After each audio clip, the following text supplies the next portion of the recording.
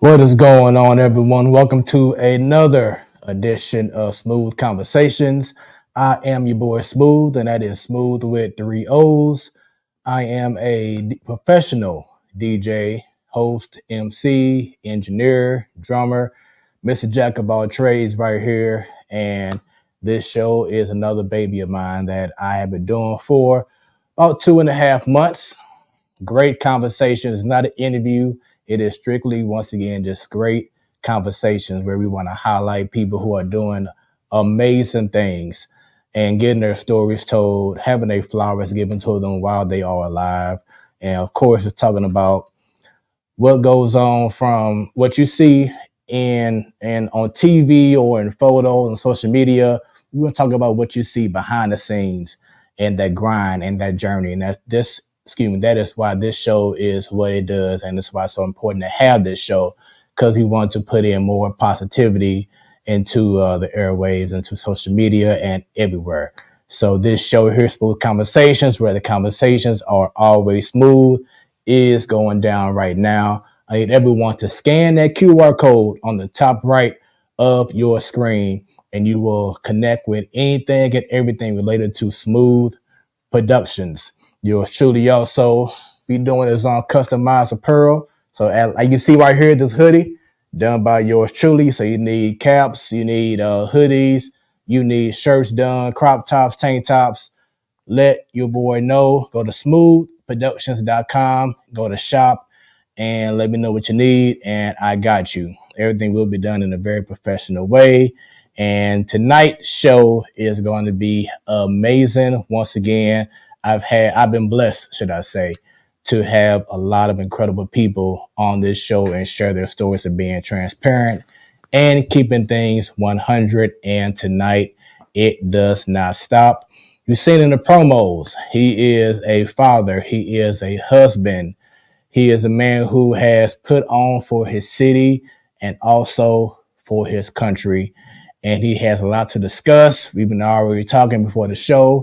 And I had to say, hey, we got to save that for the actual show, because you definitely want to get into it and just keep things 100 and have a good time doing so. So everyone right now, go ahead and go ahead and share, and get ready for a great smooth conversation with my upcoming guest, Mr. Robert Ford.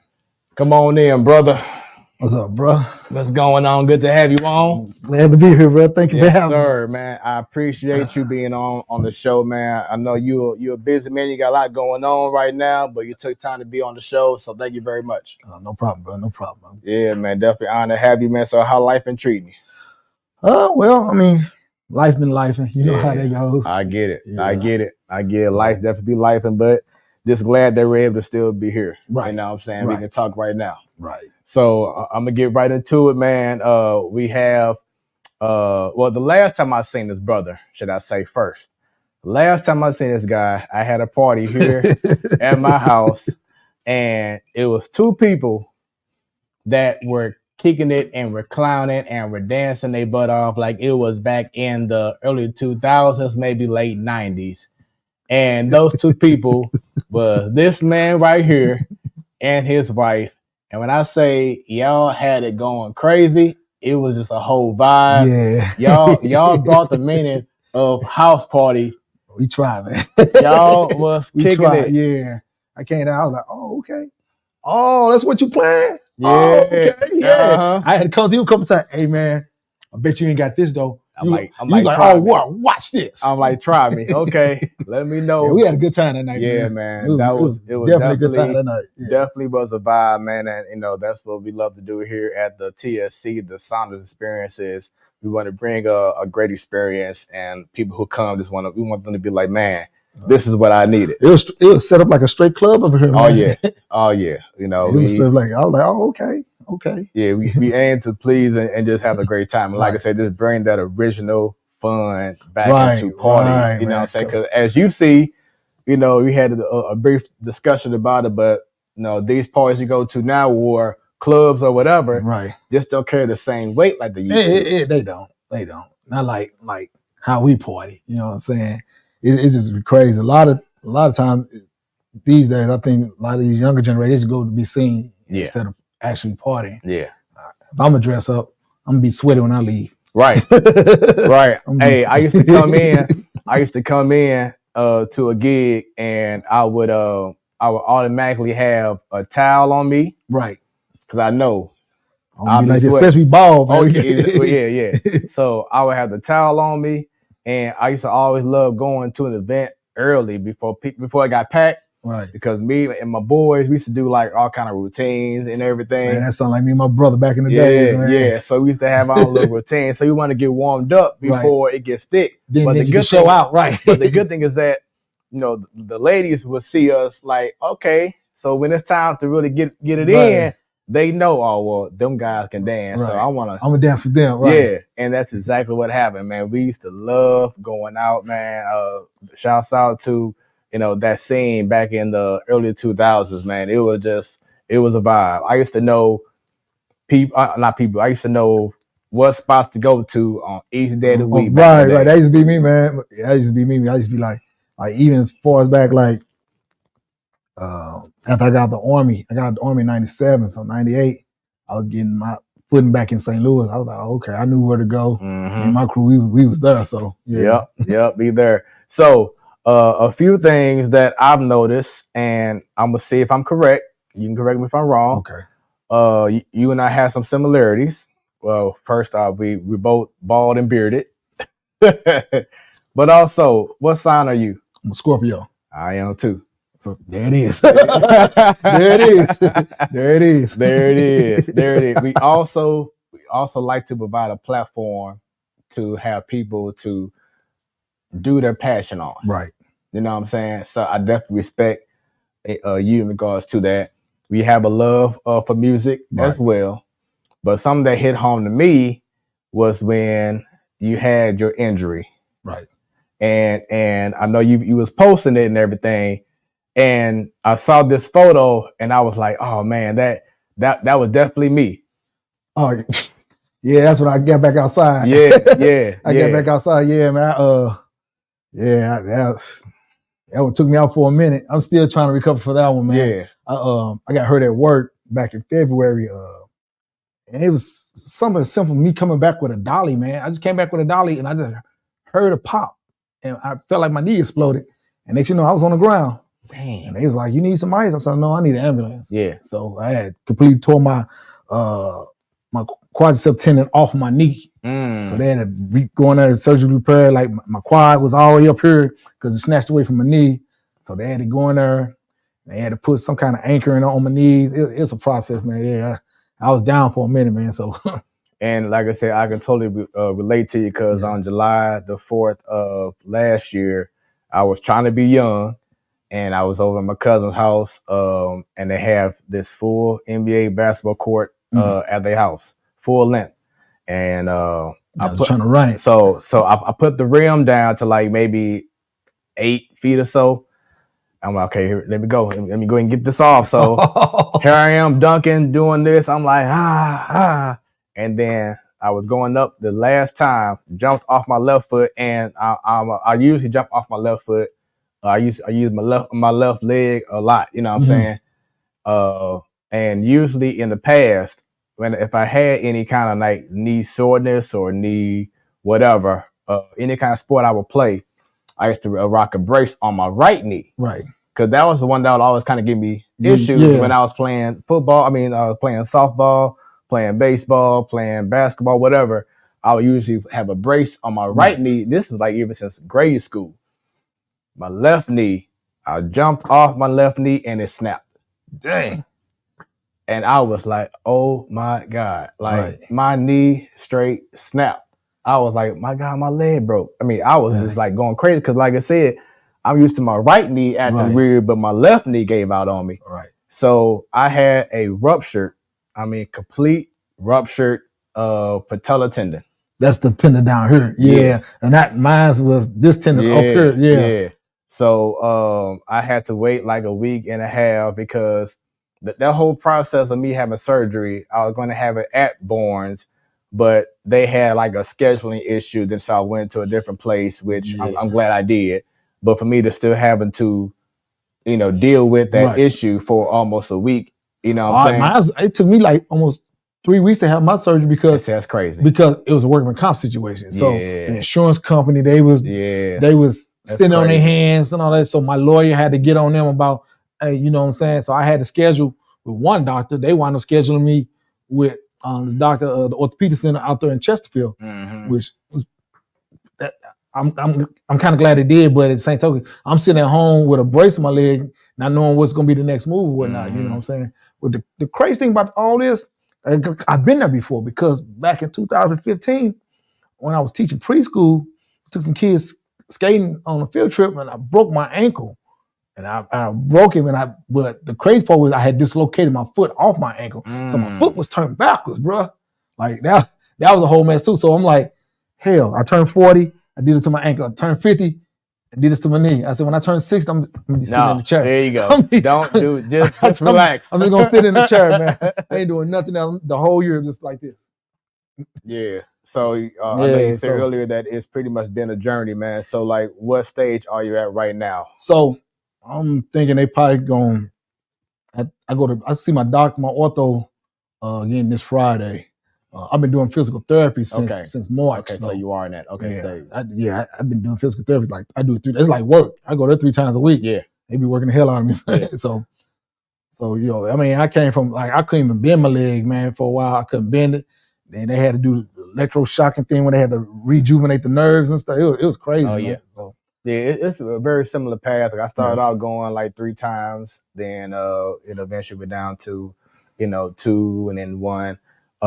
And it's definitely once again a process. Right. And then you'll never be whole. You'll never be like you were. Yeah. I was told that, let's say for most people who have healthy knees, you're able to bend like 120 plus degrees going back.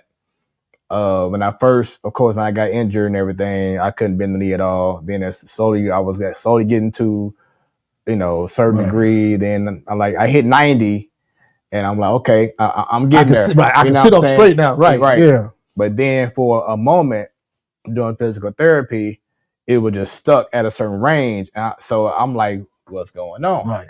So then thankfully, shouts out to my therapist, Michelle. She reached out to my doctor and was like, I'm noticing that after a certain degree, it can't go no more. It wasn't moving as she thought it was. Mm-hmm. So she found out how much more severe that it was. Oh, okay. So then she had me rock a splint when I wasn't, when I go home. So like a couple of times out the day, I would use the splint. Okay. And the splint was what helped me to start bending my knee, even further back. So throughout the next few, weeks going to the months or whatever, now all of a sudden I'm seeing, okay, now you got 100, I'm saying now you at whatever. But I wouldn't say it was a time that I felt that I would never get back to doing certain things, but I can see because therapy really messes with your mind. Yeah. You know what I'm saying? Because I've always been so active. I've always, me. You know what I'm saying? Just doing whatever. And just sitting still, man. Like cabin fever is a real thing, man. That was the worst thing about just sitting in the house all day. Like, man, I said, I can watch all the TV I can watch. I can play all the games I can play. Mm-hmm. Like, I'm just bored. I'm bored. I'm reading. I'm online. I'm going down to YouTube. I'm just bored. I just want to get out the house and be able to move, man. You know what I'm saying? But once again, thankfully, she found out that it was much more severe than she initially thought. Right. So she's like, well, we need to go ahead and take this up another notch. So doing the splint, doing things at home. So then I'm getting there now. It's starting to, start bending further back and back. So I was like, okay, cool.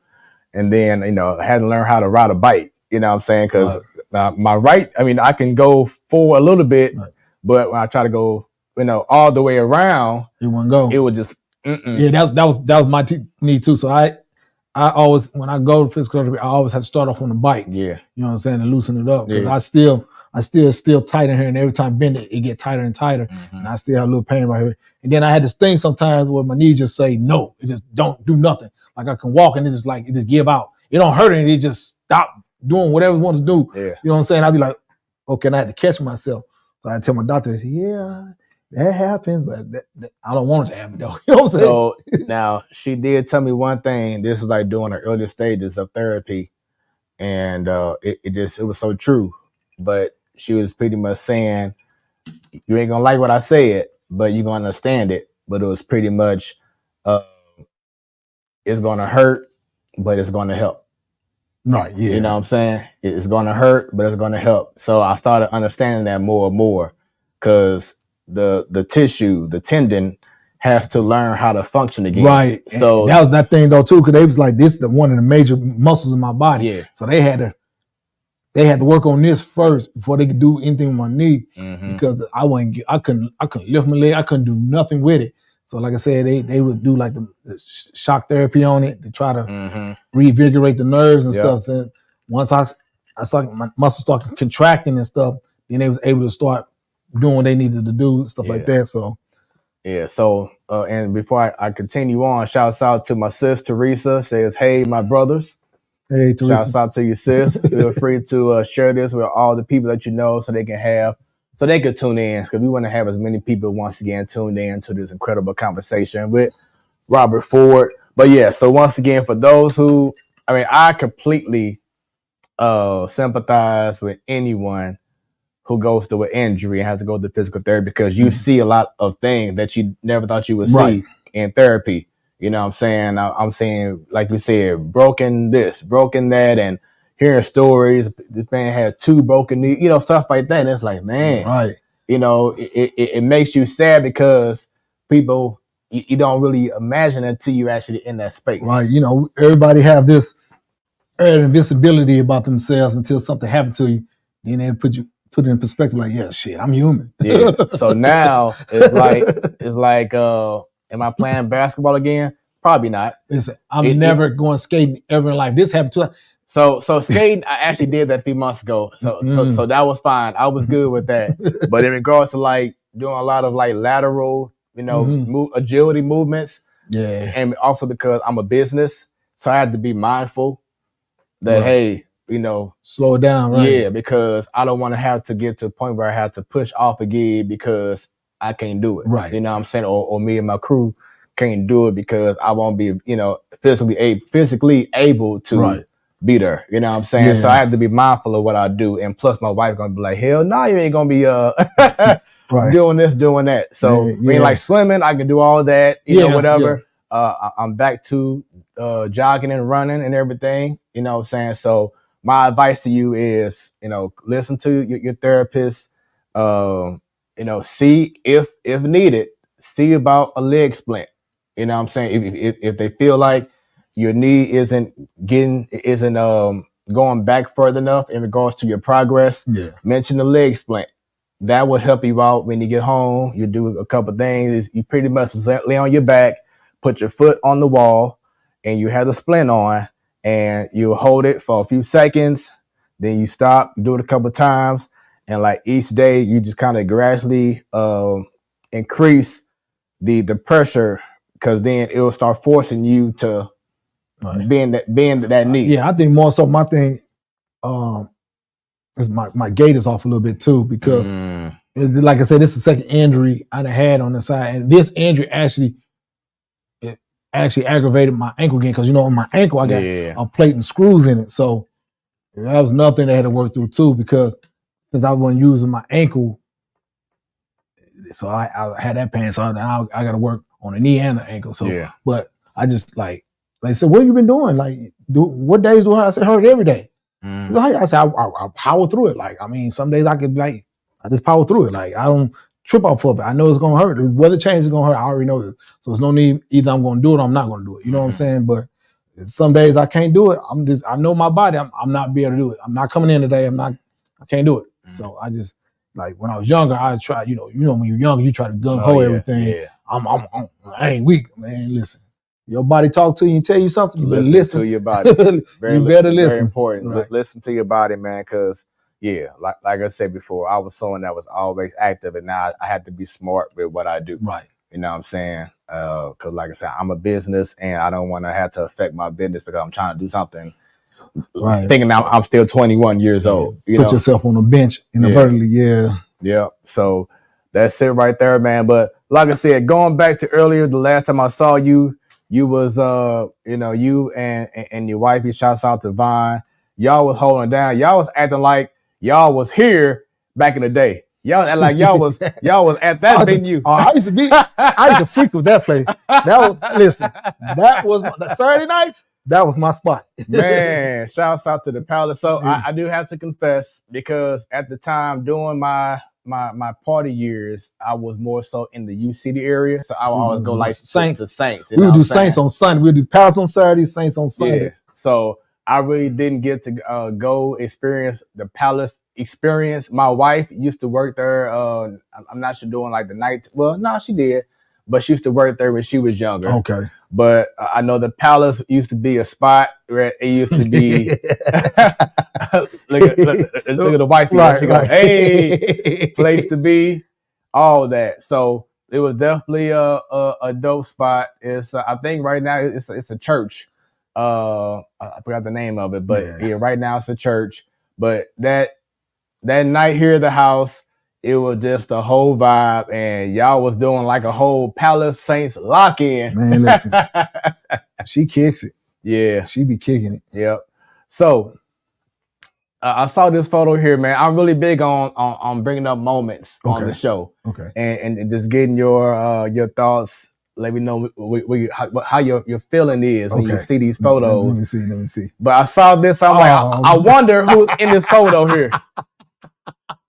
Oh man, you dirty for that one. Oh man, so that's me with the stupid ass smirk on my face. That's my sister Vernita, and that's my younger brother James. We call him Jay Narco. Okay. Yeah. So yeah, that's like 81, 82, because my brother used to wear these plaits in his hair, and they used to always, when we'd be out, they used to tell my mama, "Oh, she's such a pretty girl." He used to get so mad. I'm a boy now. He used to get so mad because he used to have all that long hair and stuff. Yeah. Man, that picture on all my aunties' fireplace mantles, and my grandmothers and them, when they was alive, they was on that picture there. Every time I see it, I'm like, Jesus Christ, man.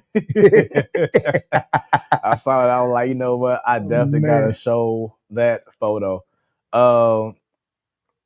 And then I see here, and you brought up earlier, I didn't know until you brought up earlier that you actually served. Oh yeah, I was in the Army about 3 years. I was stationed at Fort Stewart, Georgia. I was in a field artillery unit, so it was a combat unit.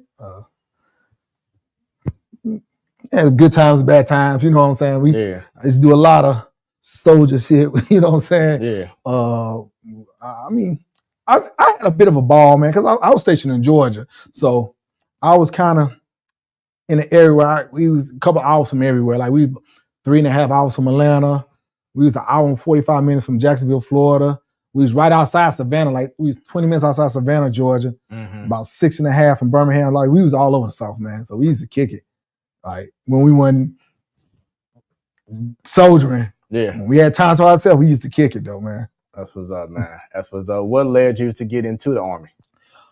Let's see. So when I graduated high school, I went to college. I went to Forest Park Community College, and it wasn't really my thing, man. Because what happened was, I used to play in a band at my old high school, Roosevelt, and I actually had a band scholarship.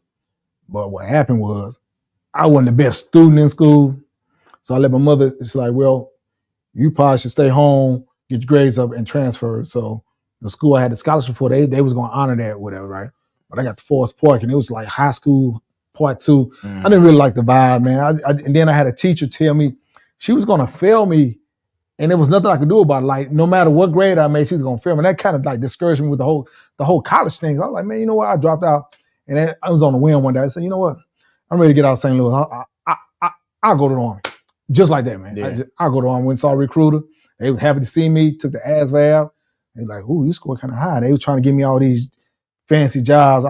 I just, for some reason, I had stuck in my head I wanted to be stationed in Georgia. I said, I want to go somewhere I could be stationed in Georgia. Oh, we can do that. Well, these are the only jobs. I said, oh, cannon crew member. Let me do that. I said, you know, that's a field artillery. That's the combat. You shoot house. Oh, we shoot house. Oh, sign me up. So yeah, it was just like that, man. I dropped out of college and went to the Army.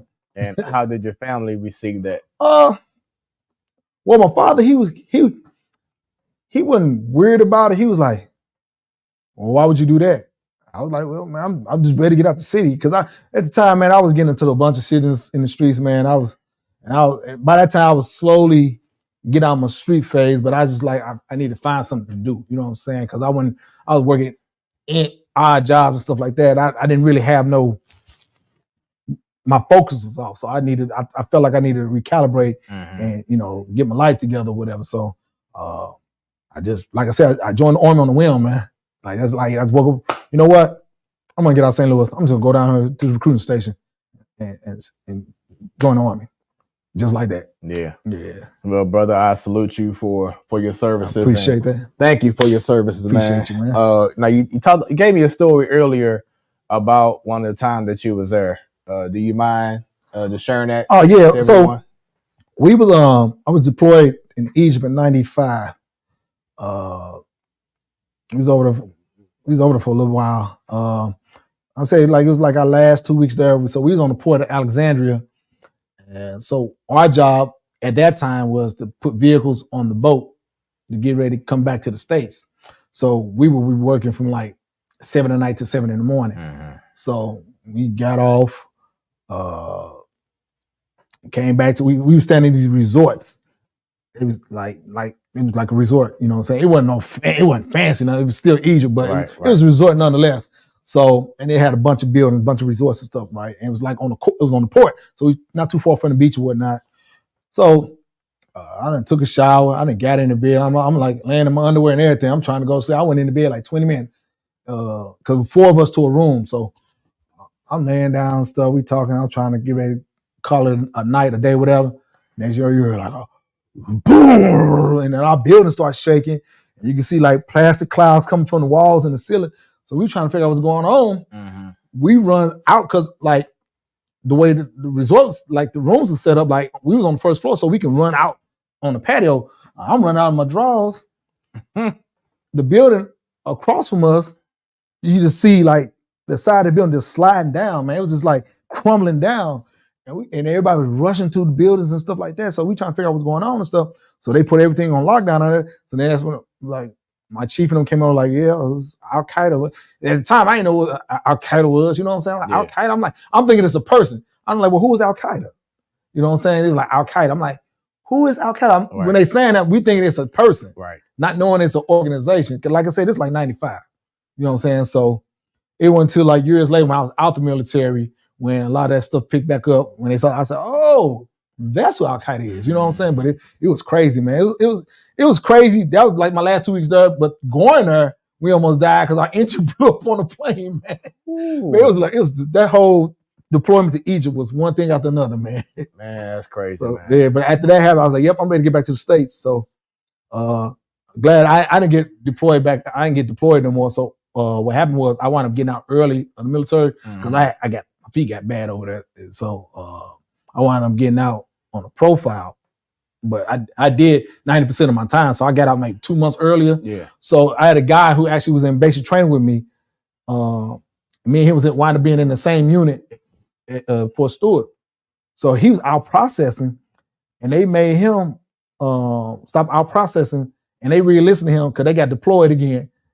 And I was like, dang, that could have been me because, you know, like I said, I got out 2 months earlier. So had I been still there, I probably got deployed again, and I would have got extended, and they made me deploy. They had deployed to Kuwait. I was like, yeah.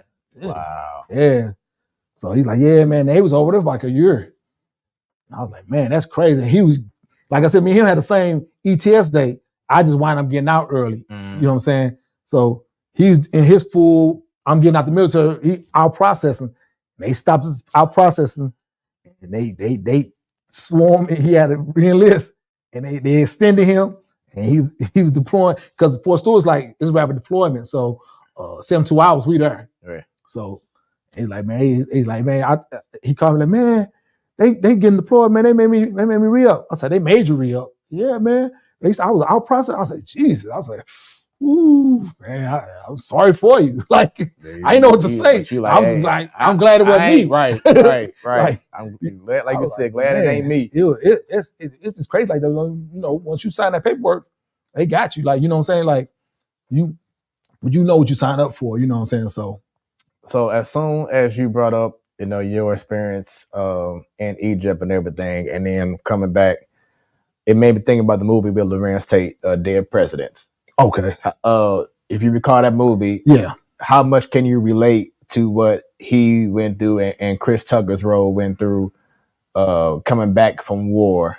And this well, so we wasn't necessarily in war. Well, not war, but you know, but being stationed. So those two different eras, because in Vietnam, a lot of those soldiers was using heroin and stuff to try to, you know what I'm saying, know their mind for the stuff they was going through over there. And a lot of that got overlooked. You know what I'm saying? A lot of that got overlooked. That's why a lot of them came back. That's why the heroin trade kind of went up in the 70s, because they had a lot of soldiers coming back. You know, they strung out on heroin, so they was meeting the need or whatever. But you know, military now, they don't play that drug stuff. Like they do random drug tests, pistols, everything. You know, so I went to Freaknik one year out in the military. We came back because they heard we went to Freaknik. We had a piss test that Monday. Wow. Yeah, and it wasn't a regular piss. Like the sergeants was holding the cup, and you had to pee in the cup while they hold the cup. Dang. So I kind of got over a little bit because you know once a man pee, you know he shake, right? I shook all on his hand and everything.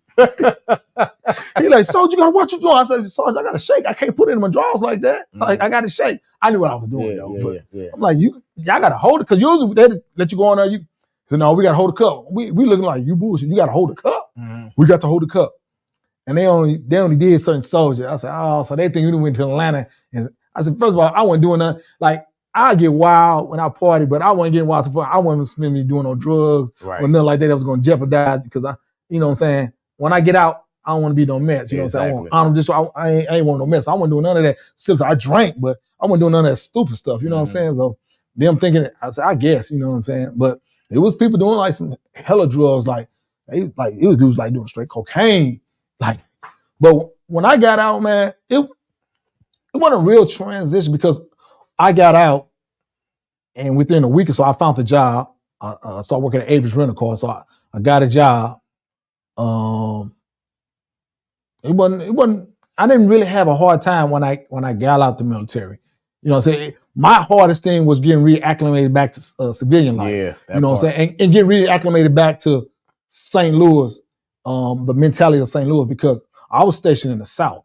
So Southern hospitality is a real thing down there. Yes, it is. Like them people down there, they it's warm down. Like hey, how you doing? You know that. So when I came back, I adopted some of that. So when I'm speaking back, hey, how you doing? People like, what's going on? Oh, wait a minute, who are you? You know, do I know you? That. Yeah, I forgot this St. Louis. My bad. Yeah. So it took me a minute to get my mindset back in that. You know what I'm saying? But I didn't really, like I said, I didn't have a hard time. Like I said, I found a job when I got back home.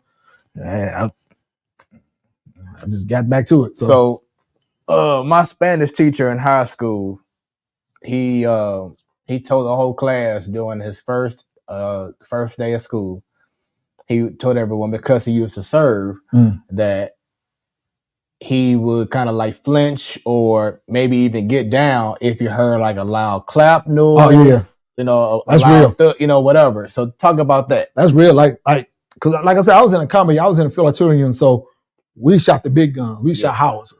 So that's why my hearing kind of it is what it is now. But like anytime I hear a pop engine, I'm always like this. Like my wife, she'll tell you, like when I'm driving, I'm always in my rear view. I'm watching everything. Yeah. Like she tell you, my motto is I don't trust nobody. I don't let nobody get too close on me or none of that. You know what I'm saying? Like especially at nighttime. Like she could tell you, like, I ain't got nothing for you. Don't come over. Don't come talk to me. Hey man, it's on time to tell you. And then they find out they be on the other end or something. Then they be like, man, you tripping? I'm not tripping. I told you don't come over here. But like it's a real thing. Like because you be trained to be in a certain mode. You always you got to be alert. You know what I'm saying? So that just been something stuck with me, man. Like every time something happens, I'm always got my antennas on. I'm always observing. Like when I even go to restaurants, I sit where I can watch the door. I don't never sit with my back to the door. I always sit with it because some, like we had it wasn't a real bad incident, but me and her was out for sushi one night, and some dude came in there tripping. And I said, grab the baby, go to the back. So I'm trying to get them behind me because I don't know what this dude's finna do. He would wind up arguing with the Asian guy up front and try to smack the dude or whatever. But I just seen a commotion. I'm already, we going through the back door. I told her, grab Journey, let's go. She like, what about, don't get her, let's go. So I'm trying to get them. I'm trying to keep my eye on guy, you know what I'm saying? Then other people around, the brothers there, we following y'all, we finna get up out of here. Because I don't know, because Buddy came in there so loud, he was just so belligerent. I don't know, he could have been on anything, you know what I'm saying? But I wanted to stick around and find out. I'm trying to get me minds out of there. So you gotta do what you gotta do, man. But I get it, but definitely want to get your perspective in regards to serving and then after the time. Do you feel, because I've heard stories and it hasn't been great in regards to, do you feel that people who have served the country doesn't get the respect they deserve in regards to healthcare and just that lifestyle of after? I absolutely do, because it should be no reason why we got homeless vets. It should be no reason why there's a homeless vet, but you got people that migrate to this country and they can get money. And I'm not shitting on no migrants or nothing like that. I'm just saying, like, I would look out for mine if I look out for anybody else. You know what I'm saying? So I'm just like a person that put their life on the line. And so a lot of them vets got like mental issues and stuff. And so sometimes the VA can't get to them because they don't know where they're at. But it's not like, you know what I'm saying, they can get the services because people not really trying to help them. You know what I'm saying? It's definitely disconnect when it comes to that, man. It's like, it's crazy. You know what I'm saying? I just feel like sometimes I'd be feeling fortunate because I'd be like, I know how to seek, you know what I'm saying, to get assistance. Like, I know how to get to the VA and stuff like that. But some cats be coming back and they be kind of, especially if they done seen some things and done some things, it's kind of hard to, when people don't be like, well, they did it. You will never understand unless you've been in a position. Right. So you can never shit on somebody mental or be like, people should, like when people say, when people depressed and people be feeling like, well, you should be able to get yourself out of there. You can't you can't tell somebody what they should do. Like it's hard when somebody depressed. Nobody wants to be depressed. So nobody wants to sit there and be depressed. They want to find a way to get out of that mode. You know what I'm saying? But how dare you to tell somebody how they should feel or give them a time limit on how long they should be depressed or whatever. Like it's just crazy. You know what I'm saying? But like the vet situation, sometimes they fall through the cracks, man. It's crazy, man. And it's crazy. I'd be like, because it should be some type of, when they get out, it's always like when you're out process of the military, they always try to set you up some stuff. But like I said, sometimes people mentals don't be, you know what I'm saying, and they be probably need a little extra help with stuff like that. You know what I'm saying? There's a lot of people that's in the military, and you be wondering like, because you have to take the ASVAB, but then you be like, you're a good soldier, but how you get in? You can't read. Yeah. You know what I'm saying? It's crazy. Like I was doing my unit, couldn't read. And I couldn't understand, like, because you have to take the ASVAB test, you know what I'm saying? And you have to read on that test, you know what I'm saying? I just couldn't figure out, like, what you was going down, just like, I don't know how he did it. But right. It's crazy, man. So, man, well, once again, salute to you for your service, man, and for you still holding on strong throughout throughout the aftermath of serving. Got too many people depending on me. Yeah, there you go. Speaking of people who depend on you or you depend on them, I know this photo here probably means a whole lot too. Oh yeah, my mom and my daddy. Yeah, so that was at the wedding. That was my father. He passed away in 2009. Yeah, so he was like, my father was like, so my immediate crew, the guys I grew up with, he was like our daddy. Like he stayed in all our shit. Like we fucking up. He used to pull up on us. Oh, y'all get y'all ass here. Like he was on everybody. So like when he passed away, like my whole crew took all. They like, man, it felt like my daddy died. Like, yeah, he was that guy. Yeah. So, yeah. And that's my mama.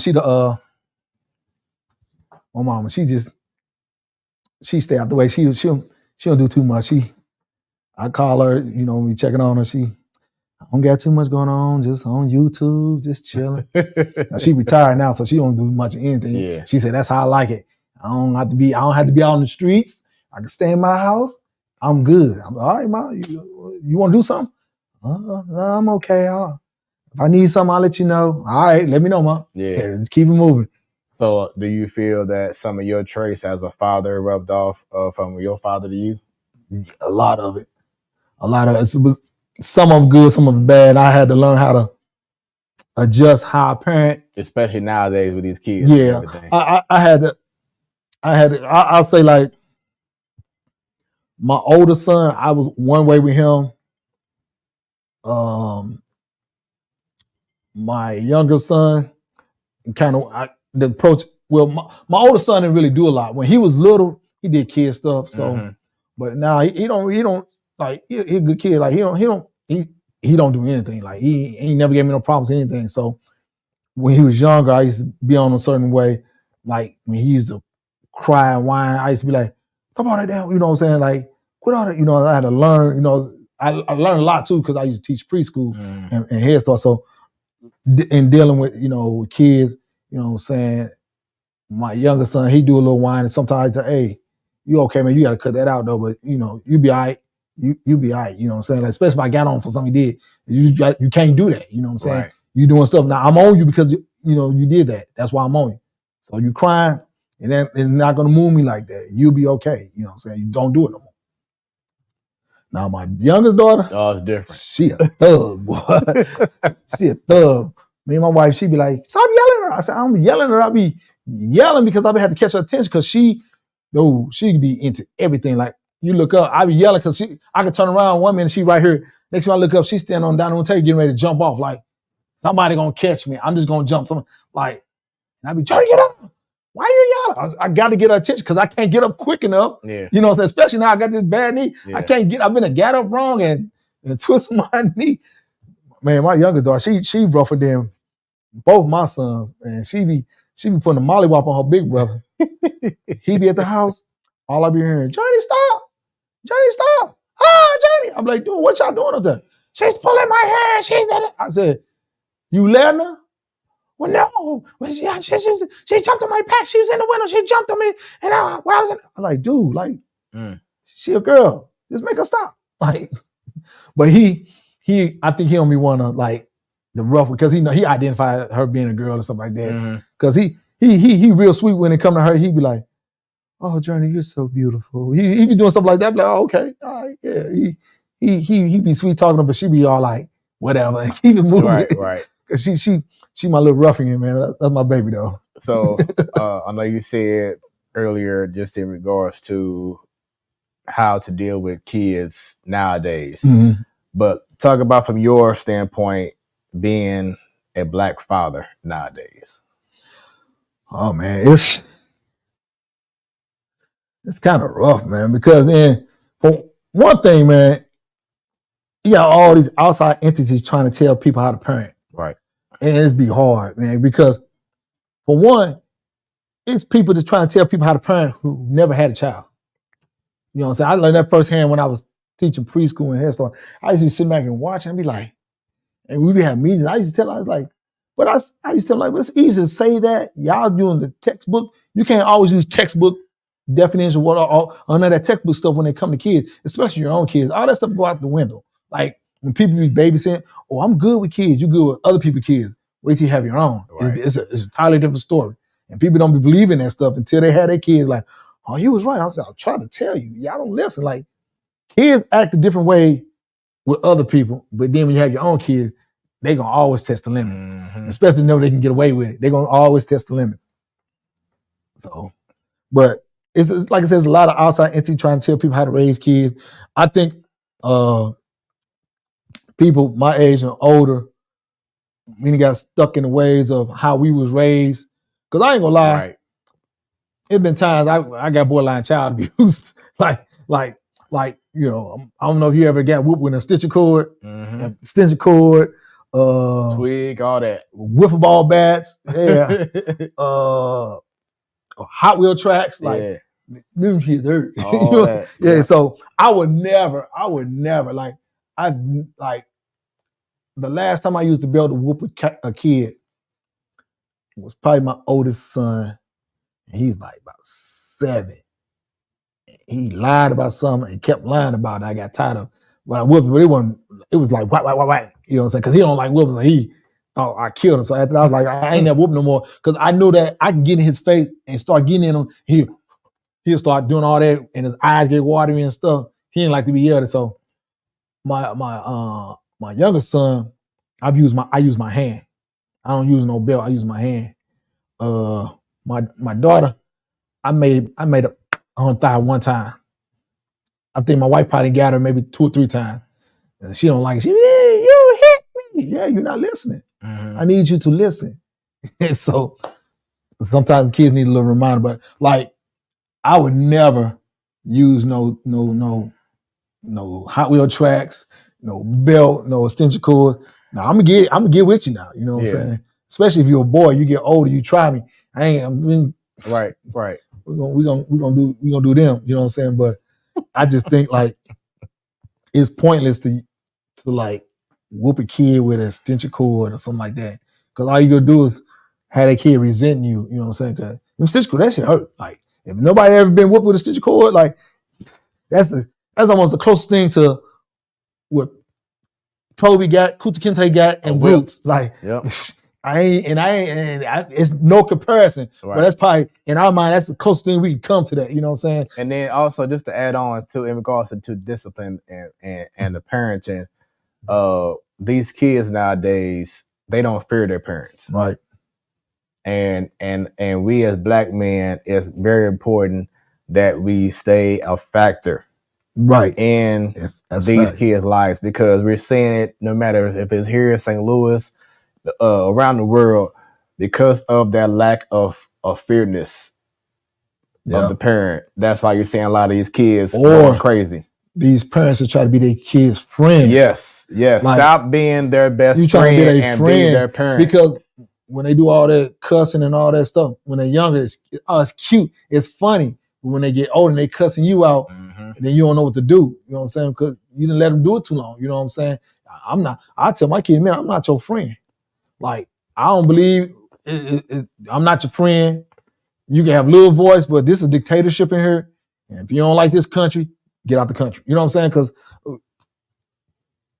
kids can have a voice, but it's only a limit to how much they can do, especially if you're not providing away. If I'm providing for you, right.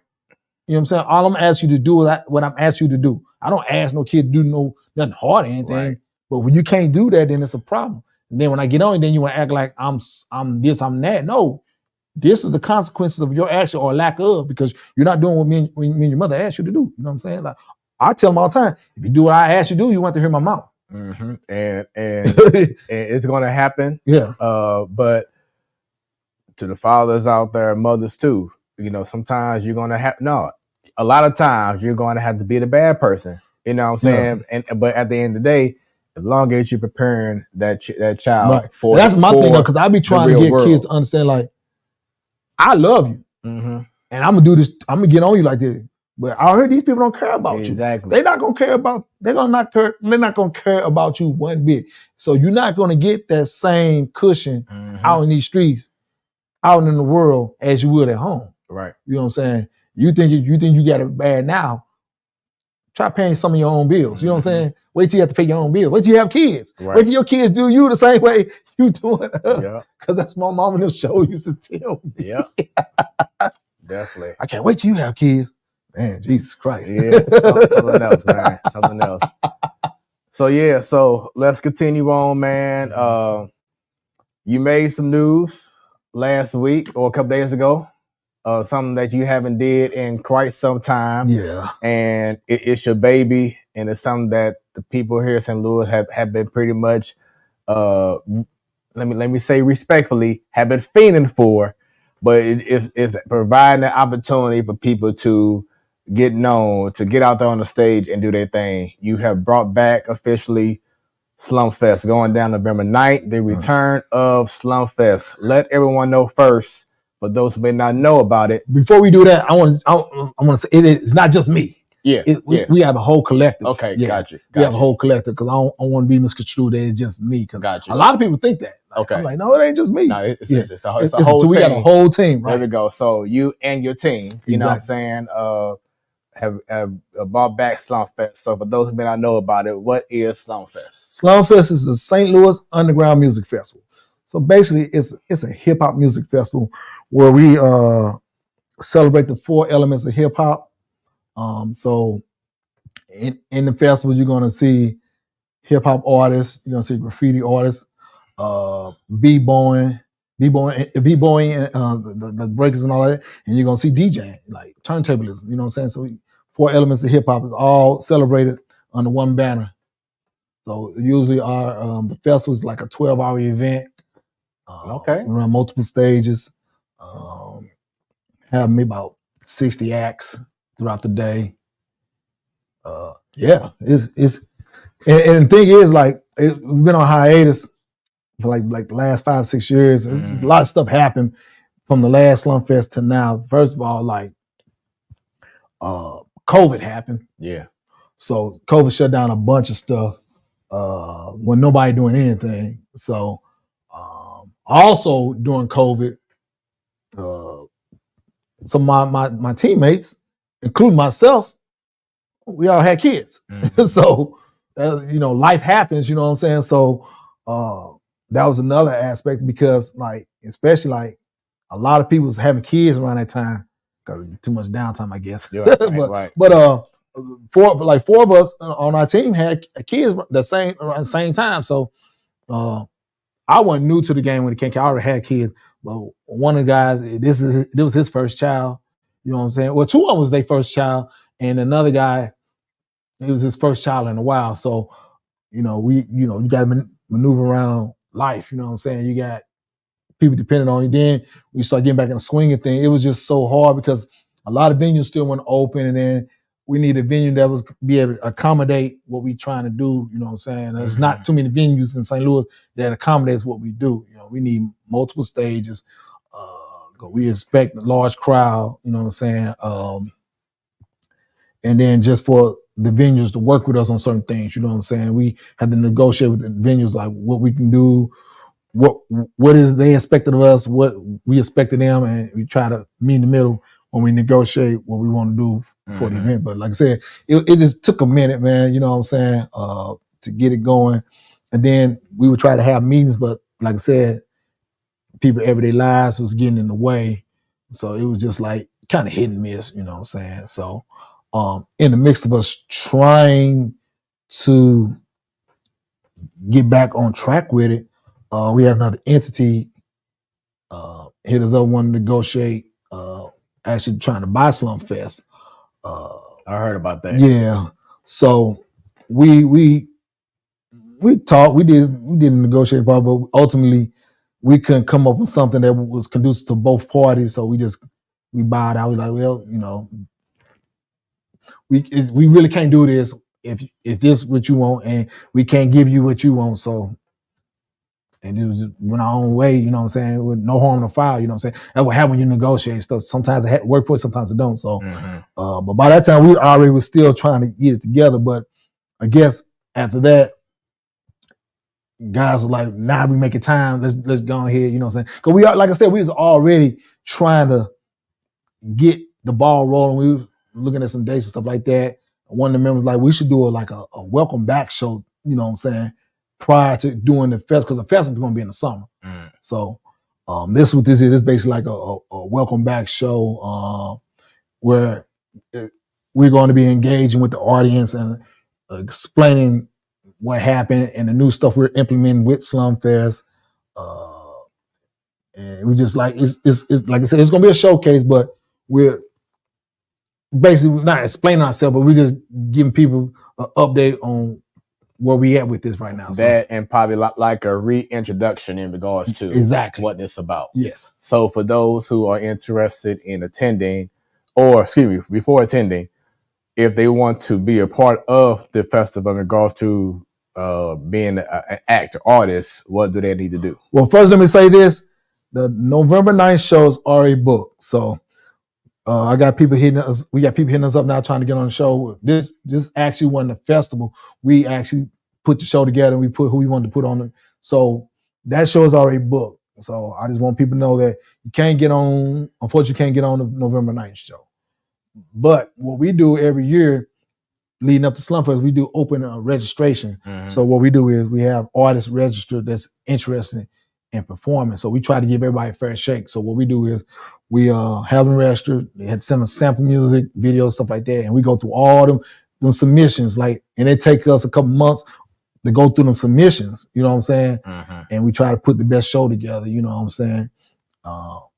So like I said, it take a minute because we get so many submissions, and we sit down and we go over it, and we sometimes this person might get put them on the back burner from it. We gonna check some up, and we might come back to them, or we have a whole war board and everything. Like we in our notebooks, it's that's the hardest part about just trying to put the show together, because naturally we can't get everybody on the show. So that being said, a lot of people feel slighted when they don't get on.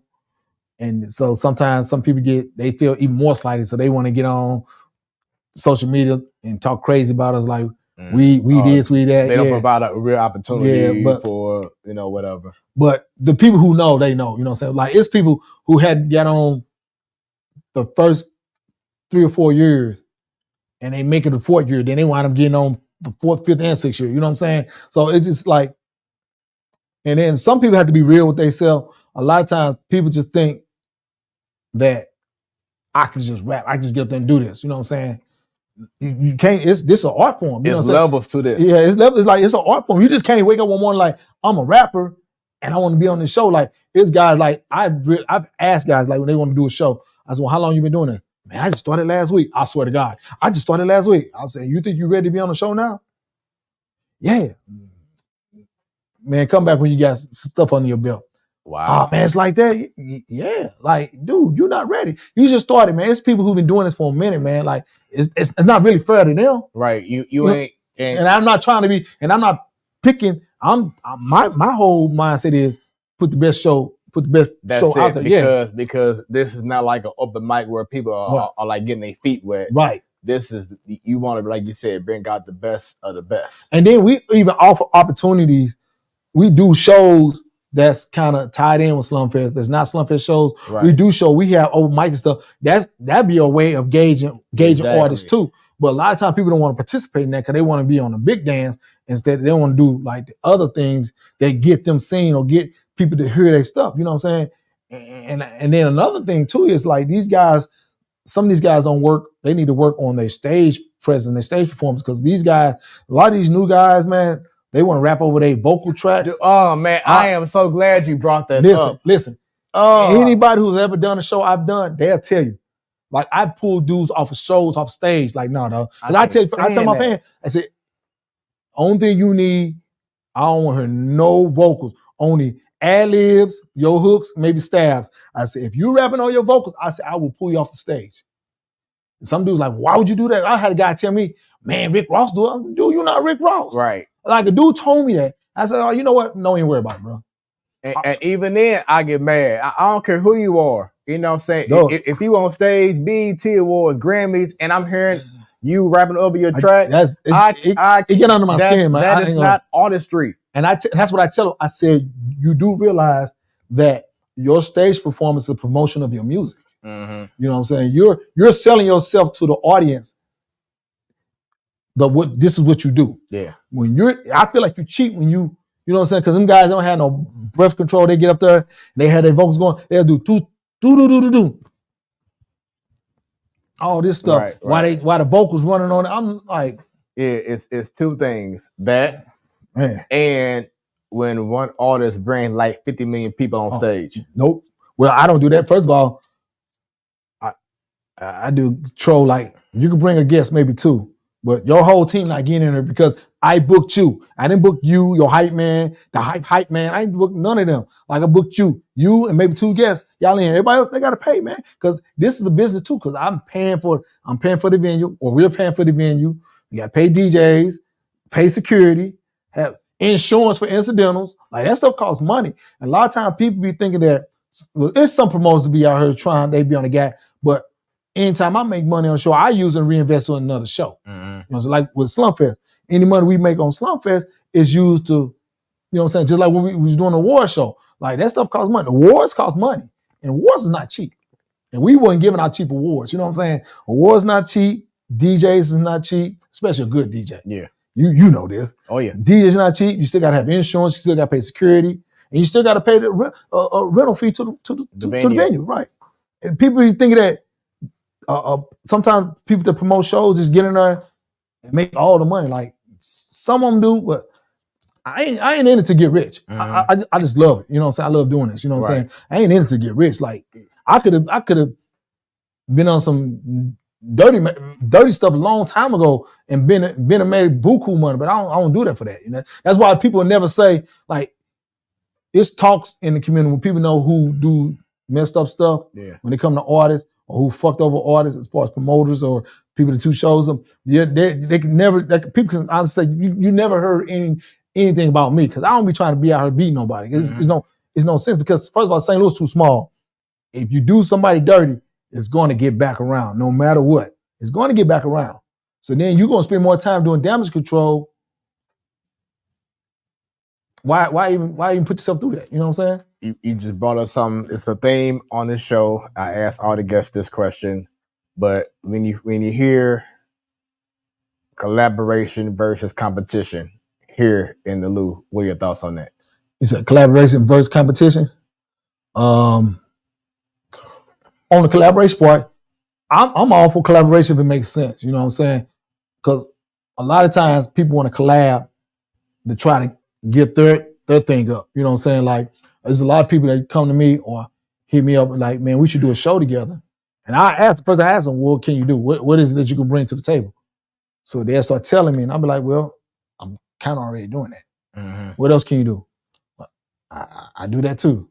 What else can you do? If you can't do nothing different than what I'm doing, there's no need for me to collab. And that's not trying to be shiesty or me trying to think I'm better than you. I'm just like, especially if it's a monetary thing and we split everything in the middle, it's like I'm paying you for doing everything I'm gonna do. So why pay you when I'm doing this anyway? Right. You know what I'm saying? It don't make sense. Like even in good business, in a business owner's not gonna pay somebody to do something they can do. Right. Or they got 10 people on the team, but 5 people doing all the work. They don't need the other 5, so the other 5 can get up out of here. You know what I'm saying? Mm-hmm. The competition thing, I'm all for competition. That competition keep people on their toes.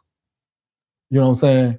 There's a lot of people that want that sometimes they want to be the big dog in the pound or whatever, you know what I'm saying? But it's always you need competition to kind of keep you on your toes. If you want to be this type of echelon of artist and you got these people on your tail and they come for you, you gotta be on it. You know what I'm saying?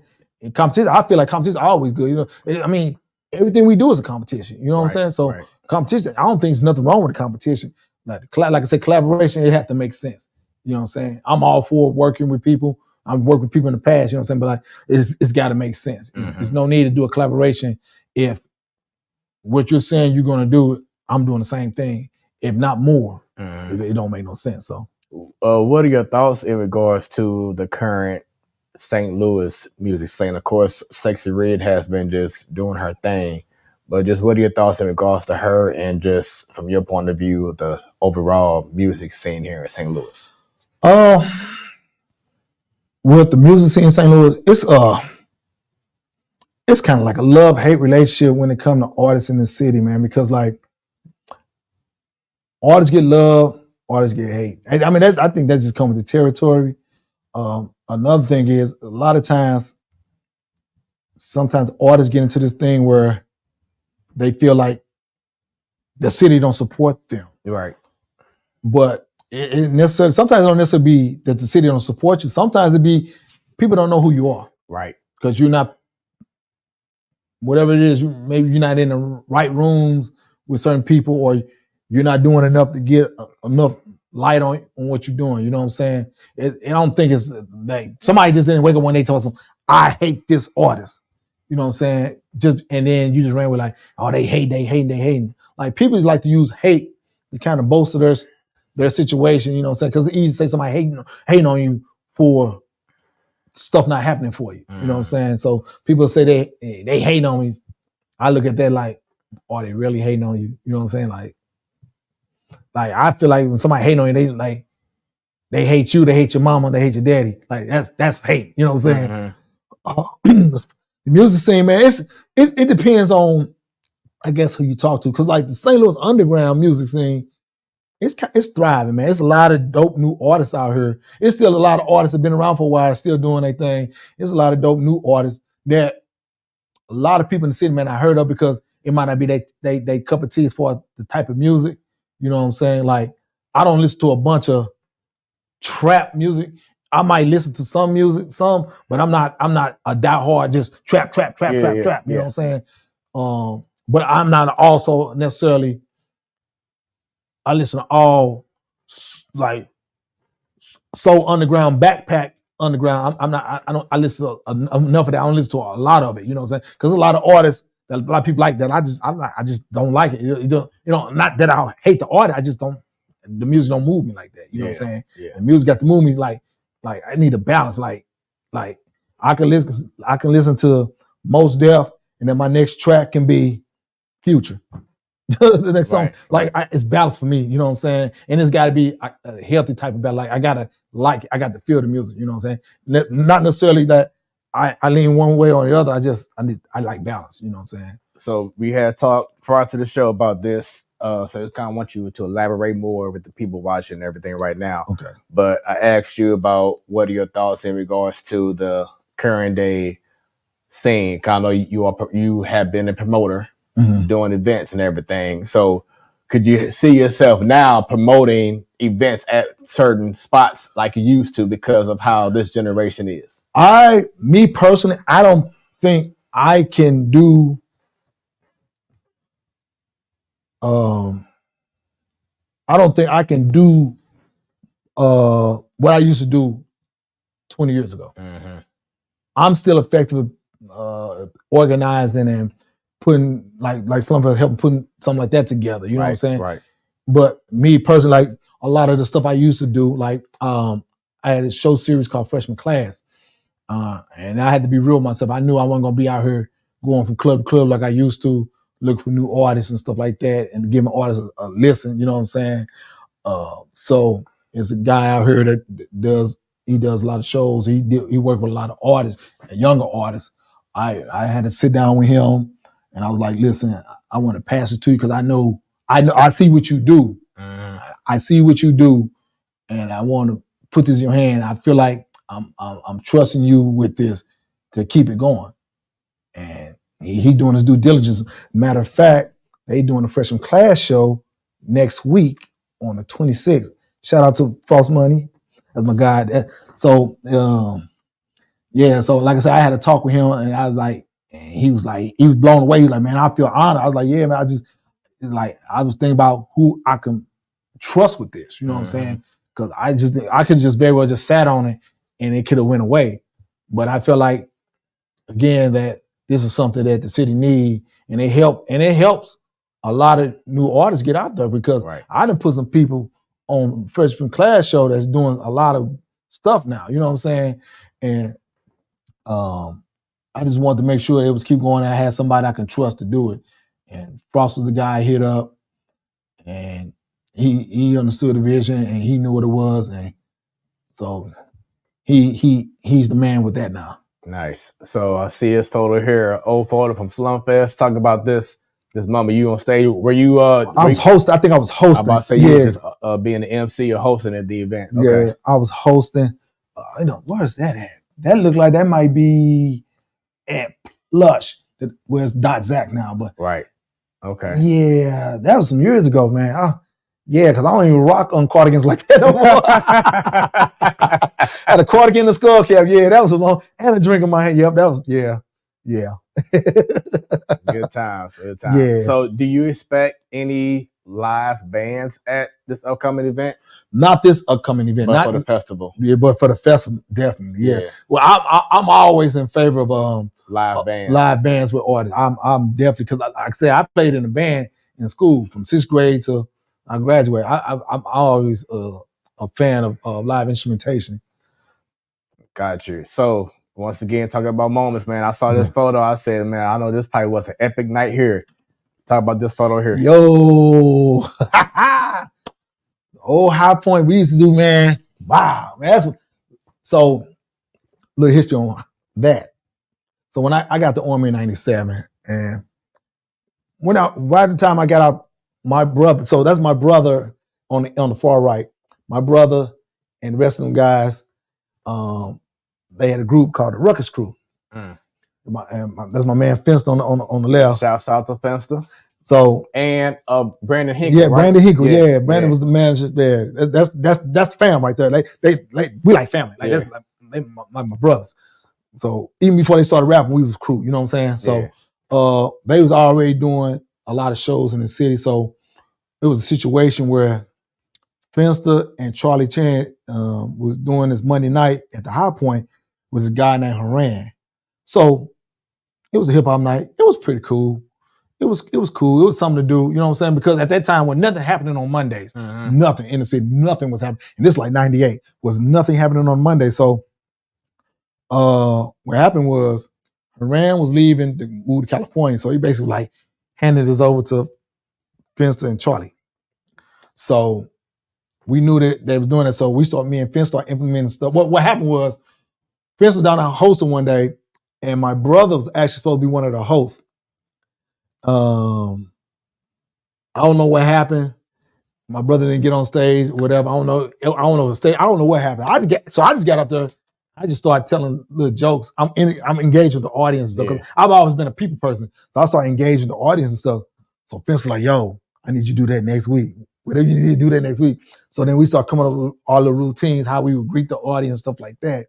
So by the time Haran had passed it to us, we start implementing more ideas. We start making it an open mic freestyle session. We were showcasing artists. Like it started getting real crazy. So it was real crazy at first because we were doing numbers on Mondays. CNN came and did a story on us. Really? Yeah.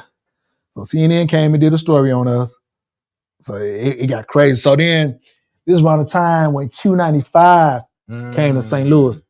So by this time we had a stable. We had like a stable DJs. So we had Charlie Chan, we had Boogie Corleone, we had A-Flex, DJ Smitty. Who else is coming through? Smitty, K9, DJ K9. Every now and then Chili C come through. Like we even had females. We had Agile one, DJ Cinnamon. Like we had a bunch of DJs. So Standard Man, DJ Standard Man. Like we had a bunch of DJs like on rotation every Monday and stuff, right? So when Q95 came, a lot of the DJs got hired on. So that kind of like gave us a little like, okay, we get a little like not for us per se, but our guys is on now. So, you know what I'm saying? Our guys on, so they would shout us out and stuff like that. So one night, Charlie came, it was on Monday night, and he brought Craig Black with him. Shouts out to my dude, Craig Black. He's part of my sports talk show crew. Oh, okay. A fan. So Craig saw what we was doing.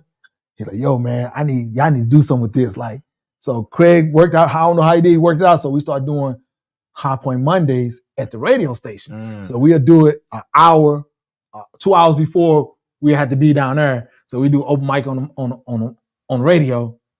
Then we'll leave there. We had to race down the highway to get down to the High Point. You know what I'm saying? But by that time, DJ's already spinning. So me and Fincent, we racing to get back down the highway. Man, we started doing that, man. We would leave the radio station. By the time we get to the High Point, there's a line around the building, man. Wow. It was crazy, dog. Like everybody. So then we had to start, artists would start sporadically just coming in there. Because one time, Jules Santana bounced up in there and he had some weak rhyme. My man Luke Myers stopped him. No, man, you ain't doing that bullshit in here. We rhymes in here. And man, that man spit a whole new rhyme. Wow. And then, one time Raw Digger came in there, she killed that shit. And then the Clips came. Again, I think Brandon brought the Clips down there, and he walked through the crowd. But I think guys saw it. They like, nah, they didn't get on the mic. They didn't want to get on the mic. We're like, oh, okay, that's cool. Yeah. You know what I'm saying? So, yeah, we had a nice run with that, man. Like about 4 or 5 years ago. Like then they sold the building, so they were like, that picture you saw. That was our last night at the High Point. Wow. So it was a lot of pictures being took that night. So we said we had to take one more in front of the marquee or whatever. But that night was so packed. It was packed. Like, and it was crazy. I shouldn't say this, but when we was leaving, people in the audience was like taking stuff as a memorabilia. Somebody was taking mic stands. They was taking wires. I mean, hey, you can say it now because it's been, you know, it was crazy, eons man. ago. Dude came out there like, man, I got a mic stand. What you gonna do with that? Right. It's part of this history. Okay. Yeah. So speaking of history, how about this photo here? Oh, okay. So we wanted to do something, man. So the young lady that's in the middle, yeah, that's Amy Harris. She used to be on our board. She's no longer on our board. She's still a good friend. Amy did a lot of the promotion and our graphics, and she was plugged in with a lot of artists as well. Me and Amy came up with the idea we should get a bunch of STL artists and take a group picture. And we like, what could be more St. Louis than doing it under the arch? Right. So we did the call out for it. And we didn't know who was going to, like, people like, yeah, we're going to be there. So when I got there, I was like, oh shit, there's a lot of people. So you can't even see, like, them all the people you can see, it's still people back there that you can't see, man. Right. It was so many people there, though. Like, it was so many people there. And a lot of people were mad because they missed out on this picture when they saw it. Like, Jesus Christ, how do we miss this? I'm like, yeah. So every time 314 they come, I always got to drop this. I said, don't get no more 314 than this. I dropped this picture every year. And people that was in this picture, they all like, man, that day was epic. That day was epic, dog. Like, I always remember that day. I always remember that day. And then the people who wasn't there, like, man, I was supposed to be there. This happened, why I couldn't come, or this happened, why I couldn't come. I hate myself for not being there. I'm like, well. And then people like, y'all should do it again. I was like, we can't really replicate this, man. Like, it's like one. I was going to ask that, you know, like, can St. Louis, from what you've seen, get to a point where this can happen again? It probably could. I feel like right now, there's too many, like, and I say that because we're at this mentality where the whole crabs in the barrel type thing, and going back to collaboration versus competition. It's too many people who are trying to beat each other out and not come together. Yeah. Like, for instance, it was great how we had the whole AMAs where you had Nelly and Chingy and Jay Quan on stage and Lunatics, the whole nine. But I feel like St. Louis missed the ball when both Nelly and Chingy and even Pretty Really, they were hot. At that one time. You know what I'm saying? And they never came together right when they were in their prime. Yeah, I don't think that was a St. Louis thing. I think that probably was more of a label thing. And that sucks. Yeah, that probably was more of a label thing because the label, of course, the label is going to push their artists, and they don't want to be trying to work with nobody if it's going to cost them money to work. It's a whole lot of politics. It's a whole lot of politics. I don't know, because I remember my brother used to do shows with the Lunatics before, like, Nelly got his deal and stuff. You know what I'm saying? Yeah. I mean, they did a show. It was on Riverfront. It was right when I got out the military. It was a live night because the Lunatics headline, and I think my brother and them went on before them, and there was a bunch of other local artists at the time that was hot. It was a dope show, but I did with the whole thing about the major artists, you know what I'm saying, like working together. I think that probably was a label thing. I think it's more a label thing than the artists actually, because I think a lot of them artists probably would like to have collab with each other. You know what I'm saying? It makes sense. Because like Pretty Really and Nelly was on the same label. Yeah. Universal. Yep. It makes sense. You know what I'm saying? It could have been some ego thing. It could have been, but I think more so probably it's more of a label thing. Mm-hmm. Yeah, you know what I'm saying? But then St. Louis, sometimes they have a love-hate relation when it comes to artists that make it. They be like, they ain't did nothing for us, but right. I be looking at it like this, but nobody did nothing for them. Right. Like, people always talking about they getting out the mud, but get it out the mud. You know what I'm saying? Like this man, like that dude put people through school every year. Nelly, since they sent like 2 kids to college, he paid for their tuition every year. Like, he had a whole school. Yeah. He had a whole school. Like, what more do y'all want this man to do? Like, you want this man to walk to your house, knock on your door, come on with me. I'm gonna make you a store. Like, I don't know what y'all want this man to do. Right. Like, there's only so much he can do because this man still have a life. He still got a family. You know what I'm saying? He still got other shit he got going on with him. You know what I'm saying? Like, he can only do so much. You know what I'm saying? And it's not his job. That's the main thing. It's not nobody's job. You know what I'm saying? If people want to help you, that's fine. Good for them. You know what I'm saying? Job well done. Right. But ultimately, it's not anybody's job. When you choose your profession, you choose to be an artist. You chose to be an artist. So you can't get mad if you talk about people don't want, fans don't have, no, people choose what they want to listen to. You know what I'm saying? Right. It's like I think about what Charles Barkley used to say, like, you know, when he became a NBA star or, you know, athlete, whatever, he didn't sign up to be anyone's role model. Right. Right. That's something y'all putting on me. I didn't ask for that. You know what I'm saying? Like, and I try to tell artists that too. Like, a lot of, and another thing too, sometimes, not all artists, but some artists are just lazy. They just think everything's supposed to be handed to them. Like, I have artists told me, like, man, like, cats don't want to, like, y'all just don't want to give, like, y'all don't want to put it out there for us. Like, y'all just want everybody to do the work. You're supposed to do the work. Right. What do you mean? Like, we just supposed to do the work for you? I don't rap, so why am I doing rap work? I'm not your manager. Why am I doing all this work for you? Like, I don't understand that. Like, what is that you're gonna do? You know what I'm saying? It's like, and then I be telling artists too, y'all have it way easier now as an artist than 20, 30 years ago. Because back then, we didn't have YouTube, we didn't have the internet, we didn't have social media. We didn't have social media. Right. People's out there on the grind, passing out stuff. Passing out CDs, passing out flyers. They'll go to the club and wait till the club let out and here. Shouts out to venues. I mean, to spots in the day, like Street Side Records. Stuff like that. Put posters where you had to go to the actual stores to pick up CDs and everything. Like we didn't have none of that. So now, guys, you can have your own studio in your house. Right. You can create your own studio in your house. There's so many programs. You can make videos off your phone with your iPhones and stuff. You got so many amenities that you can use, but sometimes they just don't have no direction because sometimes they just don't have the drive. They want to do it, but they don't. Sometimes they just don't have the drive, and I don't understand it. Like, I've always been like a natural hustler. Like, me too. Like I really don't like to wait around. Like, something need to be done.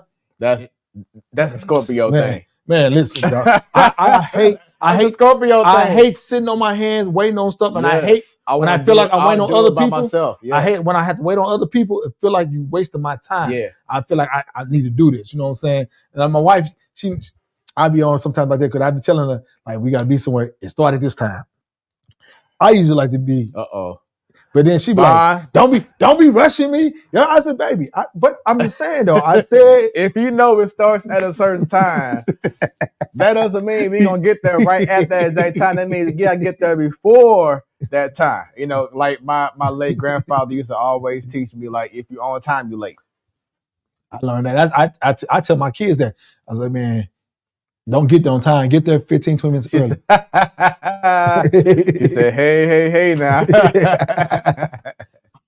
Yeah, so, but, yeah, it's just, and I'm not saying that all artists, like, because there's a lot of new artists, they own it. They come with it. They own it. I know a few artists, like, I be seeing them. Like, I tell them, I say, man, I see what you're doing, dog. And you might not think that people noticing what you're doing. Right. I see what you're doing, dog. Keep doing what you're doing. Oh, I appreciate that, OG. I appreciate that. Right. Come from you. Do. I say, yeah, man. Because, like, sometimes people need that encouragement. You know what I'm saying? Because I see who be doing what. You know what I'm saying? And I see who don't be doing it. Right. You know what I'm saying? Not that I see everybody, but I can tell when somebody half-assing it. You know what I'm saying? People stand out. Yeah. Yeah. That's what's up. So going back to collaboration, I thought this photo was pretty cool because I just had this guest on the last show. But this photo here. So it had a special guest, Katera, last Friday. Then had an incredible conversation with her. But talk about this photo right here. This is Film Fest. So Film Fest is an all-female showcase festival. Me and Bates is standing next to me. We put together. I think this was a producer beat battle portion of the festival, and Katera won. because that's my guy right there, Matt Sawicki. He runs Suburban Pro Studios. Okay. And that's my boy JR. He a producer. Yeah, I think that's what that was. That Qatar had won the producer beat battle for that segment of the festival, and we was taking that picture. I ain't seen this picture in a minute either. That's what's up, man. Yeah. Nice stuff right there. Nice stuff right there. And just for you doing so much in the community, it allows you to open up doors for everyone else to see what you're doing and be so respected for what you have put into the city. So like I thought this photo was pretty cool right here. My Kevin guys, Johnson, Fenster, my boy Will. Right Will. Yeah, okay. This was Will was having his anniversary party for work. He worked for Boeing. Okay. And we was out, that was like my first time back out in a minute too. And I was feeling good that day. I had a couple because it was a happy hour. Yeah. So it started early. You see, it was still daylight. We was at Sophie's. Right. And Fencer's actually up in there working. And I was like, yeah, we're gonna go and take the picture. This right before Kevin. I think it's right around the time Kevin announced that we announced he would start working with Live Nation. Yeah. Kevin, he a good dude, man. Yeah. So I thought that was pretty dope. And to have, once again, the great Kevin Johnson, who just recently retired from the Post, moved on to doing bigger things with Live Nation now. But it's just amazing when you do great things and have people who are in a high esteem in regards to what they're doing in entertainment business or business in general, that you're acknowledged for what you're doing. So I think that's pretty awesome. That this photo here, and I see your post all the time, and I see Kevin Johnson and other people who are big time people, liking your post or leaving comments. That has to be a cool feeling, right? Yeah, I mean, it's always good, like when the respect is mutual, and then when you first meet somebody, which I have going on after that, transcend past the business aspect of when you actually become friends with somebody, right? You know what I'm saying? As opposed to it's just always business. So yeah. And then this photo here, just talk about your old baby right here. Oh man, Blank Space. That's when I became part owner of the Blank Space. Yeah. I took the picture. I was like, Coach, I said, owner has a nice ring to it, doesn't it? And it was right back finna open back up. I was looking rough. I was looking rough that day. Yeah. I was like, let me take this picture real quick. So yeah. So for those who didn't know about Blank Space, to tell everyone about how special Blank Space was. Man, Blank Space always was like a home for like local artists, whether it be performing artists, visual art, community-based events. Blank Space was like that. My business partner Kave, when they first opened up, he's like Black Space came with the name Blank Space because basically the space is the blank space. You can do whatever you can think of in the space. And we did done so much stuff in the Blank Space. Blank Space had rock shows. We didn't have, of course, hip hop shows, art galleries, fashion shows, pop-up stores, people restaurant pop-ups. We did community-based events, birthday party. I did my daughter's birthday party in there one time. Put a whole bounce house in them. A lot of good things, man. Blank Space, man. I love that place, man. I gotta be quiet and get choked up a little bit because right now we kind of down right now. So yeah, it's all good, man. It'll if it's meant to happen, it'll come back up, man, and it'll get right back to where it's supposed to be. But I'm also really big on just seeing that progress, seeing people getting their flowers while they are alive. So I'm sure this moment here, I understand it happened 2 times in your life, but to be recognized for all your hard work. Let's talk about this right here, man. Just being on the Famous Deluxe, magazine with your portrait and everything on here. Yeah, I've been on that mode twice. First time I was like, shit, I was oh shit, mom made it. Yeah. My boy Joe Richardson, he actually hand draws all those faces. Like he draws those faces out. So I'm seeing everybody on there. I didn't even notice I was on there at first, right? So I'm seeing everybody on there, and I'm seeing all my people's on there. I'm like, yeah, I see y'all on there. Shout out to her. They're like, shit, you on there too? I said, where? I was like, where? I said, oh, damn. Okay. You know, I was like, yeah, I'm gonna get this one and the other one framed. I got to get them framed. Got to get them framed.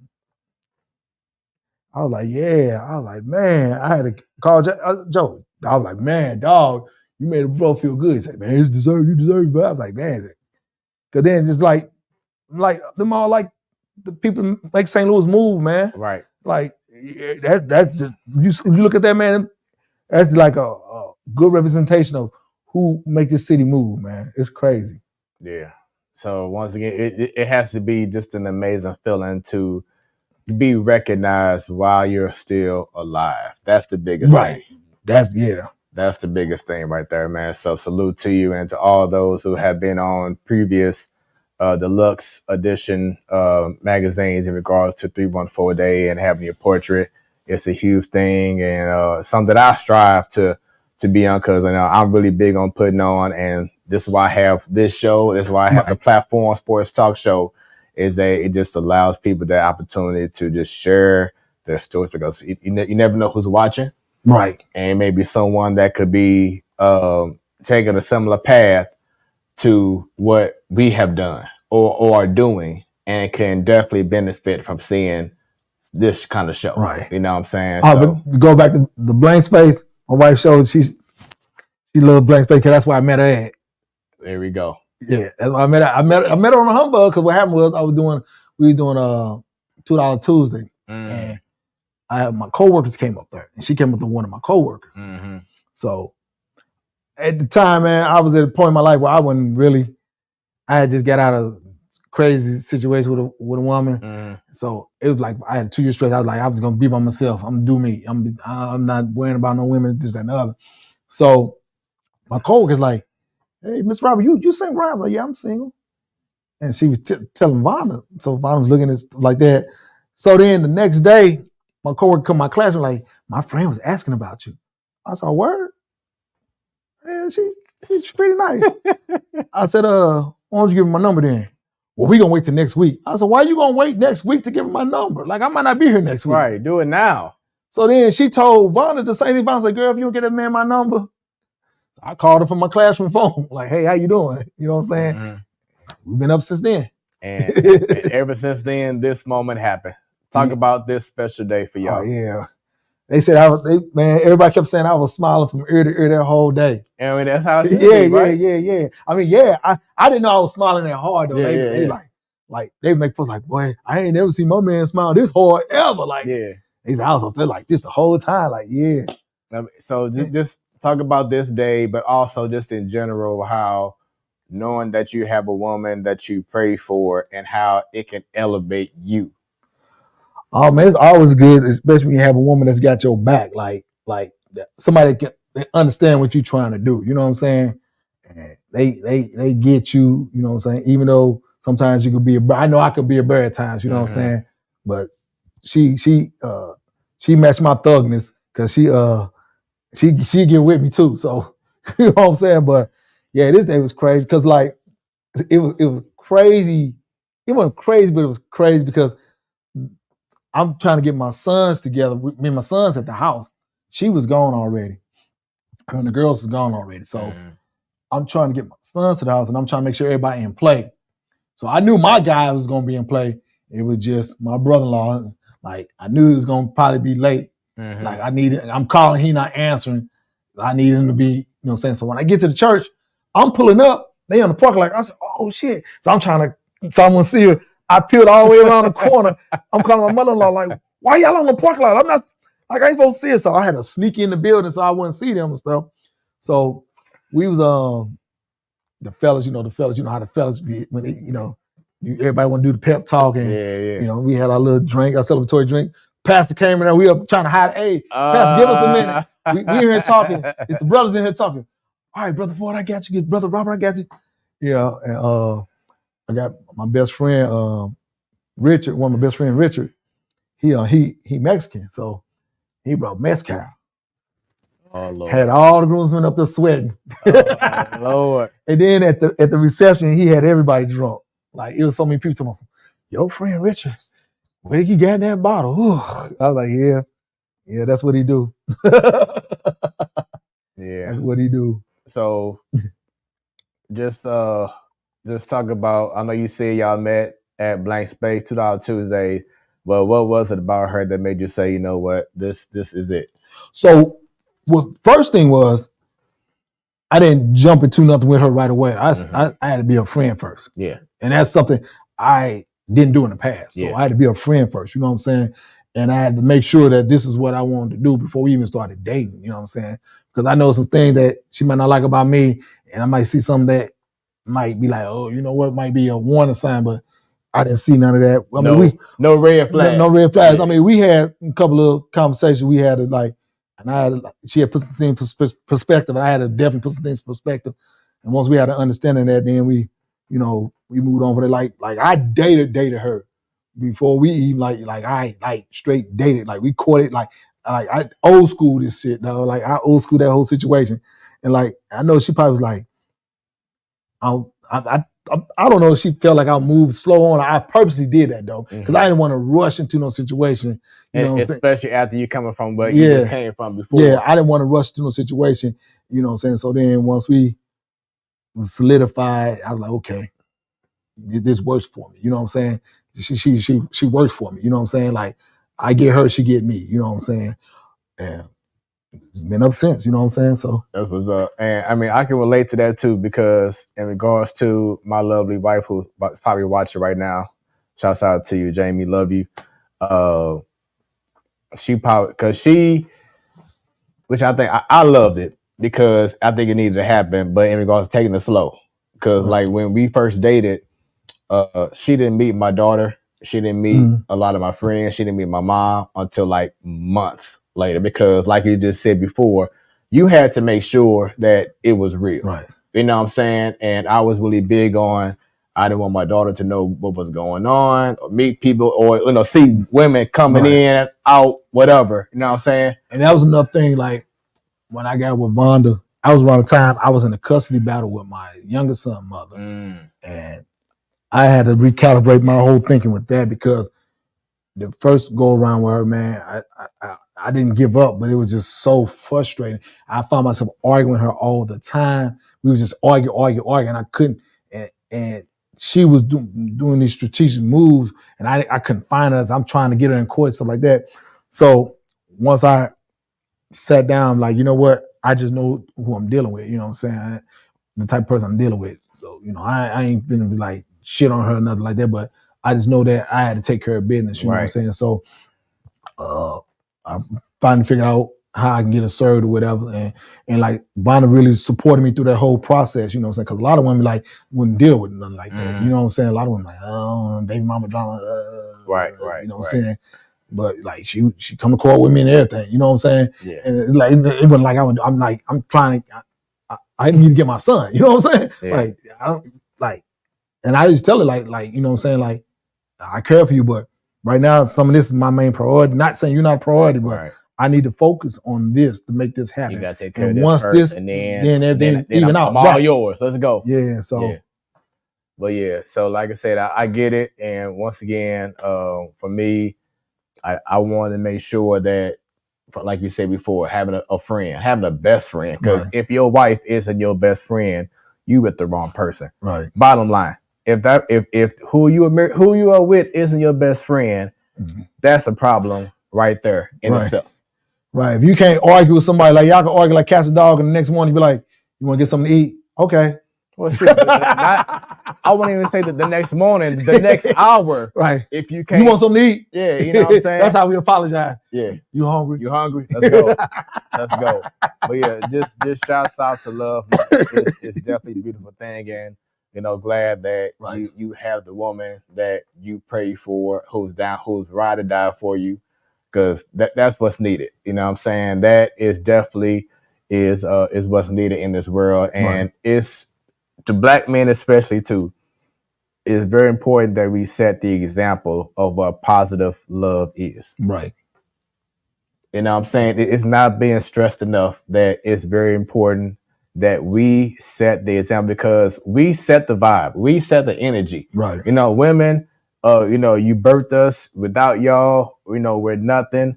But we set the tone in regards to how the relationship is going to be. Right. We really set the tone for the whole house. Yes. Yes. Because yes. And that's why I be trying to explain to people like when people get into these debates, like who come first, your spouse or your kids, and women be like, my kids. No, you and your spouse, they got to be on the same accord. Because if y'all not on the same accord, everything under the umbrella gonna falter. Right. You know what I'm saying? I got to make sure my wife good because we're a team, we're a unit. Right. You know what I'm saying? So we're not good, then nobody else good. So I can't.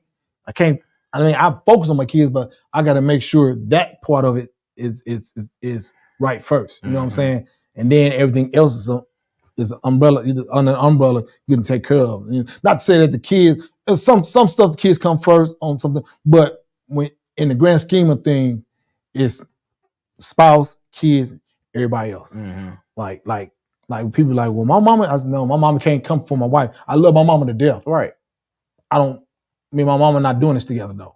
Exactly. You know what I'm saying? Exactly. We're not doing. My mama gave birth to me, and I love her to death for that. But my wife comes from. When people say, I be like, "Yo, mama," like, no, your wife come first, bro. Like that don't even sound right. You know what I'm saying? Like, but yeah, you got somebody. If you got somebody that got your back, that's always a good thing. You know what I'm saying? And never be shy to brag about how happy you are. You know what I'm saying? Oh yeah. Don't hold back, especially when it's something that you've been praying for.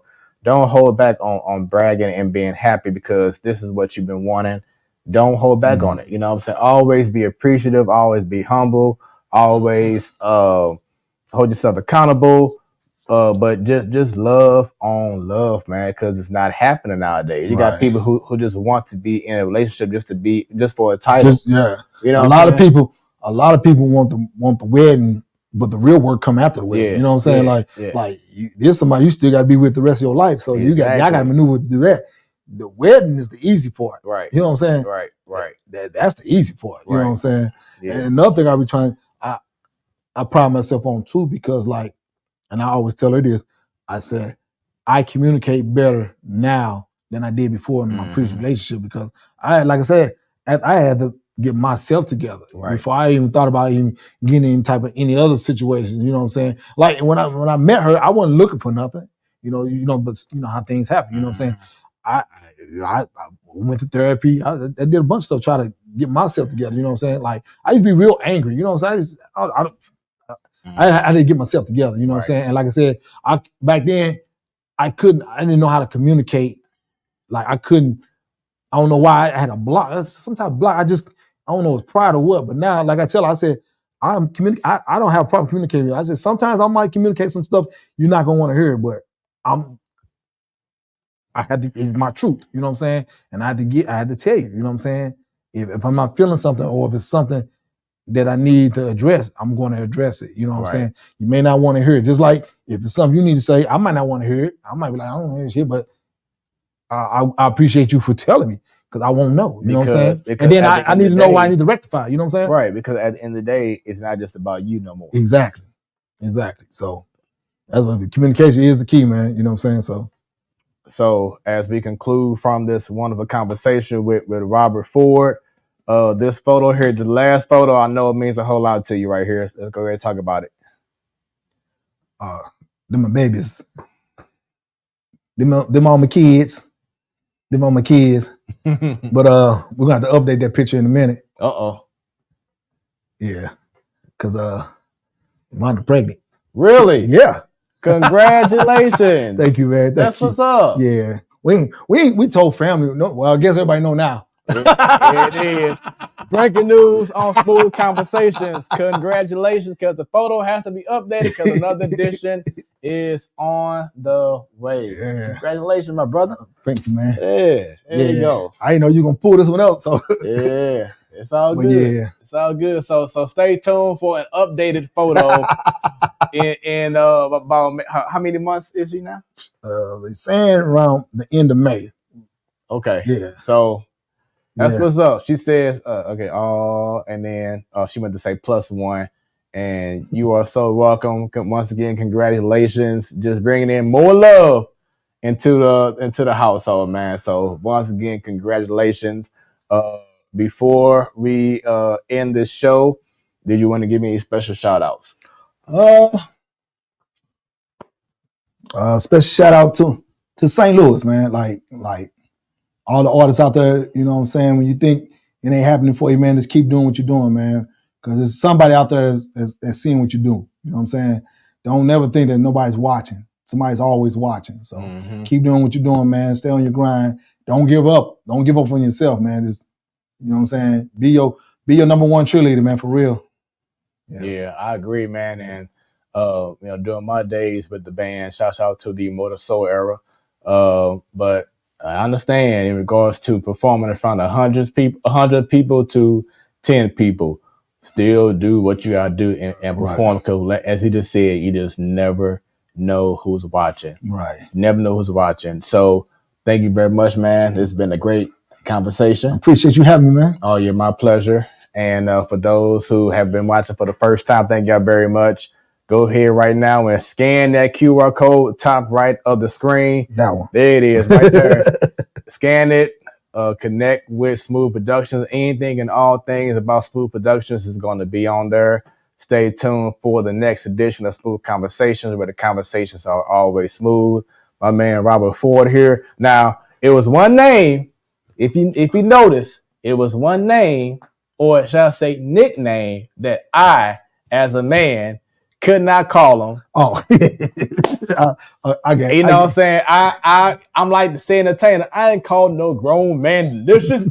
So before we leave, tell everyone where the nickname came from, and tell everyone what the nickname is.